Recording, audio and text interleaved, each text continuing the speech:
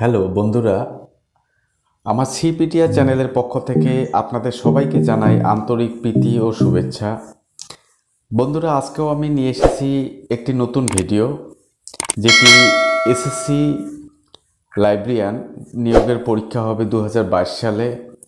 অর্থাৎ প্রত্যেকটি উচ্চ মাধ্যমিক স্কুলগুলিতে যে প্রচুর সংখ্যক গ্রন্থাগারিক নিয়োগ করতে চলেছেন পশ্চিমবঙ্গ রাজ্য সরকার, এই গ্রন্থাগারিক পরীক্ষার জন্য কেমন ধরনের কোশ্চেন হবে এবং উত্তরটি কীভাবে লিখতে হবে সেই বিষয়গুলিকে নিয়েই তৈরি করেছি আজকের আমার এই ভিডিও।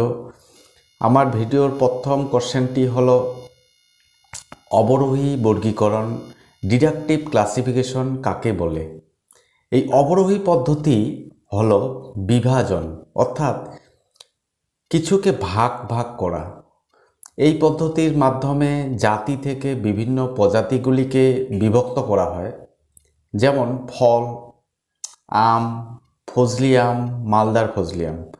অর্থাৎ অবরোহী বর্গীকরণ হলো কোনো একটি প্রধান বিষয় থেকে সেটিকে ভাগ ভাগ করে যখন আমরা তার সংক্ষিপ্ত বিষয় অর্থাৎ ক্ষুদ্র বিষয়ের দিকে ধাবিত হই, এই পদ্ধতিটিই হলো অবরোহী বর্গীকরণ বা ডিডাকটিভ ক্লাসিফিকেশন।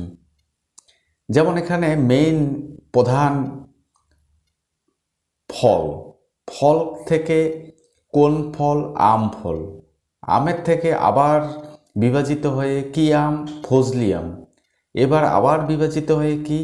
মালদার ফজলি আম। অর্থাৎ একটি মূল বিষয় থেকে আমরা ক্ষুদ্র ক্ষুদ্র বিষয়ের দিকে ধাবিত হচ্ছি এখানে, এটি হলো অবরোহী বর্গীকরণ। এবার বলি পরবর্তী কোশ্চেনটি, আরোহী বর্গীকরণ বা ইন্ডাকটিভ ক্লাসিফিকেশন কাকে বলে। আরোহী পদ্ধতি হলো অবরোহী পদ্ধতির ঠিক বিপরীত। এখানে প্রজাতি থেকে জাতির দিকে ধাবিত হয়, অর্থাৎ ক্ষুদ্রতর বর্গ থেকে বৃহত্তর বর্গের দিকে আগমন ঘটায় এখানে। যেমন আগে আমরা বলেছি যে মালদার ফজলি আম এটি ফল থেকে বিভাজিত হয়ে মালদার ফজলি আম হয়েছে, তেমনি এখানে মালদার ফজলি আম থেকে অর্থাৎ ক্ষুদ্র বিষয় থেকে প্রধান বিষয়ের দিকে ধাবিত হচ্ছে।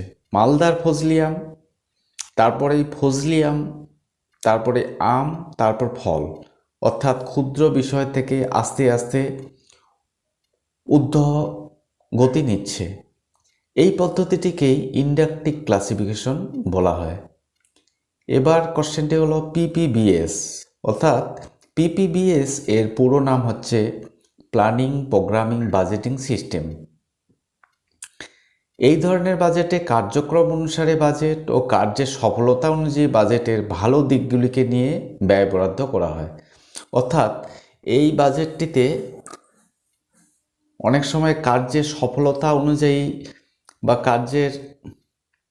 কার্যক্রম অনুযায়ী বাজেট যে করা হয় এবং যে ভালো দিকগুলি আমরা বাজেটের মধ্যে পেয়ে থাকি, এই বাজেটটি তার ভালো দিকগুলিকে নিয়েই ব্যয় বরাদ্দ করা হয়। এবার গ্রন্থাগার সমিতি কত প্রকার ও কি কি? উত্তরটি হবে কাজের দায়িত্ব অনুযায়ী এভি করবেট 4টি কমিটির কথা জানিয়েছেন। এই কমিটিগুলির কাজ ভিন্ন ভিন্ন এবং ভিন্ন ভিন্ন দায়িত্ব পালন করে থাকেন। এই কমিটিগুলি হলো নির্বাহী সমিতি, প্রতিবেদক সমিতি, সুপারিশি সমিতি এবং মন্ত্রণা সমিতি। এই সুপারিশি সমিতির মাধ্যমে অর্থাৎ কোনো কিছুকে সুপারিশ করা হয়, মন্ত্রণা অর্থাৎ কোনো কিছুকে মন্ত্রণা প্রদান করা হয়, নির্বাহী হচ্ছে কোনো কাজ করার জন্য যে সমিতিটি গঠন করা হয়, আর প্রতিবেদক সমিতি প্রতিবেদন তৈরি করে, অর্থাৎ প্রতিবেদক হিসেবে কাজ করে সমিতিটি। তো আজকে আমার ভিডিও এখানেই রাখছি। Thank you for watching my video. Thank you.